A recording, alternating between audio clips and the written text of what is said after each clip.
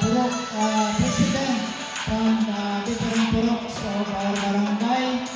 Hiniling ko na sana dito rin sila sa harap sa ating mga kapamilya sa Mangilala Integrated School na nandito sa Suman. Sa lahat ng mamamayan ng Barangay Mangilala, sa ating mga bisita, sa ating mga SK officials, ng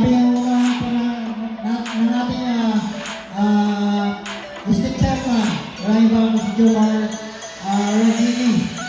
So, sa lahat-lahat na nandito ngayong umaga, good morning sa ating lahat.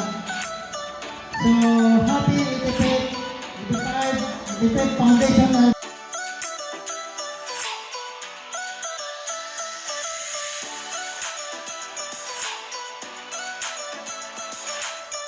Johnny P. Alada, Honorable Kisha Jasen Paklibar, Honorable Mary Grace Gloria Palmer, palakpak naman dyan, nandito sila sa harap, ang iba hindi pa nakarating. Honorable Senator kasama ng ating masipag na punong barangay, ang ating First Lady. Kasi importante talaga na ang First Lady ay makaunawa. Kasi awanti umipig, Kagawad Colyado, Kagawad Damne, Kagawad Fernandez, Kagawad Manoy, at Kagawad Dudilo. 2, 4, 6. Sino isa?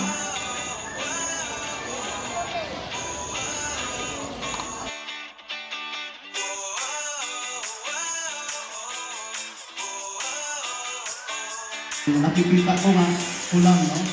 Mula sa aming banda ay ang overflow of roads from Iloilo to Libas going to Pinungko, then completing of provincial roads from National Highway going to Maybo, connecting Barangay Libas, no? Konektado yan lahat.